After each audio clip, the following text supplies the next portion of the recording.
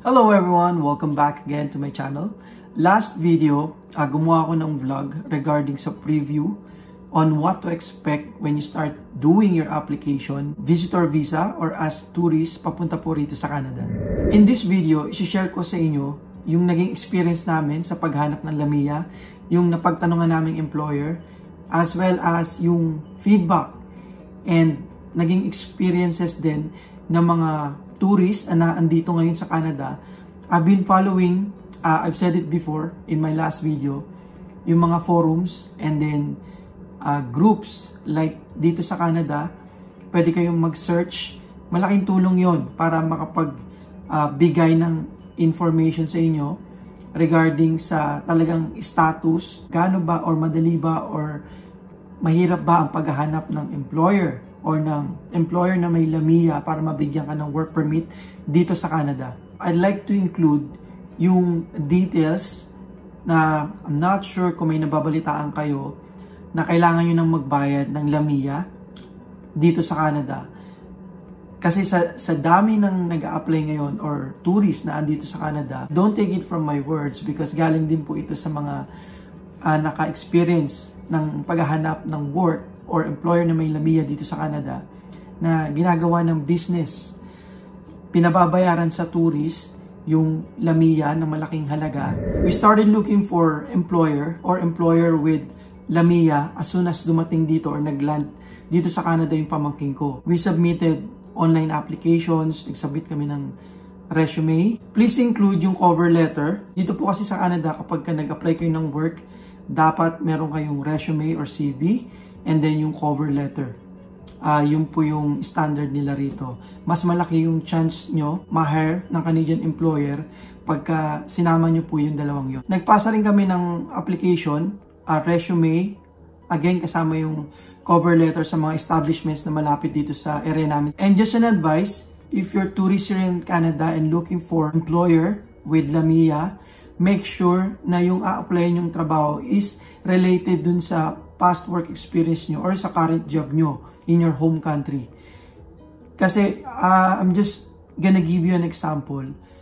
If ever makahanap kayo ng employer, again na may LAMIA or positive LAMIA, and then they're willing to hire you on the spot, then okay na yon. Ang problema is kapag ka nag-apply na kayo ng work permit later on. Ang proseso kasi, kapag nakahanap kayo ng employer na may LAMIA, i-add yung pangalan nyo pa doon and then isasubmit sa Service Canada and then babalik yun sa kanila. And later, i-apply pa yun ng work permit, either online or sa border mas madali. I-interview pa po kayo ng immigration officer. So kapag kayong in-apply nyo is sa food and beverage, I'm just citing an example, and then ang work experience mo is plumber, warehouse, i-questionin ka nila, why are you applying for this job position where in fact your previous work experience or your current job is hindi related dito. Maswerte po kayo kung hindi kayo matanong ng gano'n ng immigration officer. But most of the time, lalo pagka skill job yung ibibigay na position sa inyo, sa work permit, most of the time itatanong po talaga nila yan. And hahanapan kayo ng mga immigration officer ng past experiences sa resume nyo. Nagtanong kami ng LAMIA sa in one of the establishments dito sa area namin. May napagtunangan kami na kabayan natin, idadaan daw kami sa consultant or immigration lawyer nung employer. Pero ibang lahi yung may-ari nun. Ang mangyayari, magbabayad kami ng 8,000 Canadian dollars. Yun po yung totoong nangyayari dito sa Canada. I just want to include in this video. Karamihan ng mga establishments or employer or kung mayroong mga immigration consultant na nagpa-process ng papers nila, nagpapabayad na po sa LAMIA. 8,000 Canadian dollars, i-multiply mo po sa around 40 or 40 pesos. Let's say, kulang-kulang mga 300,000 or 350,000 in pesos po ang babayaran nyo. Pero ayan po ang totoong nangyayari ngayon dito. Mababa pa daw po yan. Ngayon, isi-share ko sa inyo yung amount.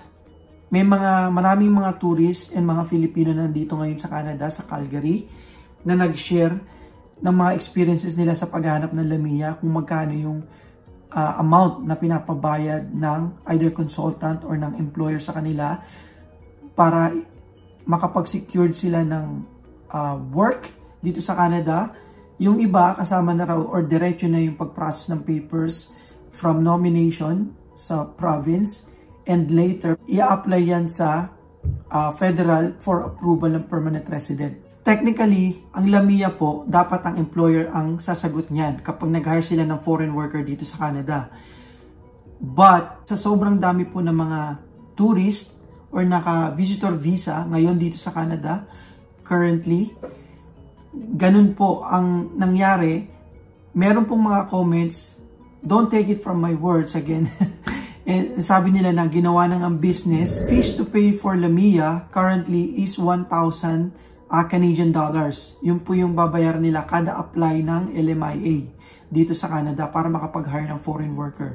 So ito na nga yung ibang comments or experiences ng ibang mostly mga Pilipino tong mga nag-share dito ng mga napagtanungan nila, experience nila sa paghanap ng employer na may Lamia. Pagaya ng nasabi ko kanina, sa 8,000 na may nag-offer sa amin para ma-process yung papers, ganun na ba talaga kataas yung price ng pagbabayad ng Lamia? This way, mas magkakaroon po kayo ng malawak na idea kung ano po talaga yung status. Meron po kasing nag-comment sa isang social media na kung maaari, pakipost yung singil ng mga employer or consultant sa Lamia para makapag-hire ng foreign worker, lalong-lalo na sa mga tourist na nandito sa Canada. So isa na po ako sa nag-comment dito and shinare ko na rin po yung experiences ko kasi legit naman po ito. Sinabi ko yung sa akin na merong 8,000 Canadian dollars na pinagbabayad kami ng Lamia, diretso process na raw po ng papers. And then may mga nag-comment po, mga nagulat to, sabi, OMG, sobrang mahal naman.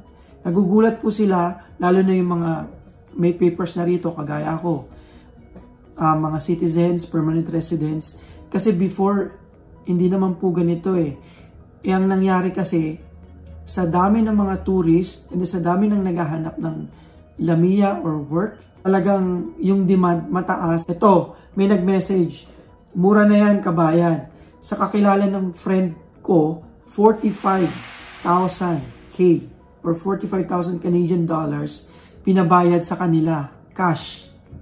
So imagine, ang akala ko sa amin ang taas na nun, 8,000 Canadian dollars, pero ito, nag-comment yung isang kabayan natin. It's either yung employer or yung immigration consultant yung nag-request sa kanila na bayaran yan para lang ma-process yung Lamia ng tourist. And then, grabe naman po sila. That's not right. No. Huwag na natin bagitin. Masama. Ano yan? Scammer. Sabi, kung 45,000 singil, ipang negosyo ko na lang sa Pinas kung ganon. So, it's just one of the comments here. And then, 5K. Ito sa specific na establishments. Hindi ko na po babanggitin. And then, lawyer's fee lang yan. Pwede mo ding bayaran every sahod sa may one. Oh, no. So, yun. So, possibly, sa mga sinisingil nila na ganun kalaki, sa 45,000, sa akin na 8,000 Canadian dollars, kasama na doon yung lawyer's fee. Ito naman, may nag-comment din. Sa cook, 3,500 plus consultant fee na 1,000. But that's way back 2017 po. And then 2020. Tapos may nag-comment dito. Ayan, gaya ng nasabi ko po kanina, free dapat, employer dapat magbayad dyan. And then nag-comment po, pero sa panahon ngayon, wala nang employer ang willing magbayad to hire a temporary foreign workers. Meron dito, sabi nga ng isang napagtanungan namin na consultant, my Lamia is not for sale. Bakit? Ang question ko lang dito sa nag-comment, yung consultant ba ang nagbayad ng Lamia? Employer naman Kung ikaw, tourist, applicant, direct mo na nahanap yung employer, wala siyang karapatan na magsabi na may LAMIA kasi hindi naman siya nagbayad yan eh. Again, employer nagbabayad ng LAMIA, hindi ang consultant. So might as well, maganda kung talagang direct mo ma-contact yung Canadian employer, hindi ka dadaan sa consultant. Ayan, may nag-comment po rito. Galing po ito sa website. So, same pa din ang fee ng LAMIA. $1,000 per employee. LAMIA application fee is $1,000. The employer is responsible for the application fees associated, legal service costs. Those are some of the information that I'd like to share with you. You'll never know. And for sure, makakatulong to sa inyo na makapag-decide if you'd like to go to Canada as visitor, as a tourist right now, and makapaghanap ng work or Canadian employer na may LAMIA again. Ito po talaga yung nangyayari. And then yung amount, it can range from 5,000, di kagaya na pagtanungan namin, 8,000 Canadian dollars para magbayad kayo ng LAMIA, kayo mag-shoulder, which is again, technically, dapat employer po ang magbabayad niyan. And it can go up to $20,000. May ibang lahi po na nagsabi sa akin, nag-share. Ibang lahi, willing to pay ng 20,000 Canadian dollars just to process their papers and become permanent residents of Canada and later citizen. And nakita naman po natin kanina dito, may nagbayad ng cash na 45,000 Canadian dollars. Wow!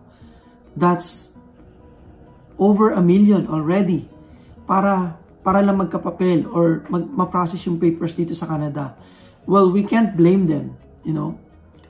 If they want the Canadian dreams, then so be it. Kung meron naman silang pambayad, wala naman pong masama doon, di ba? These are the information that I'd like to share with you, and I hope na nakatulong to if ever na mag-decide kayo na magpunta dito sa Canada right now as tourist. And for the next video, I will share with you kung ano yung status ng pag-a-apply namin ng pamangkin ko ng LAMIA dito sa Canada as tourist visa.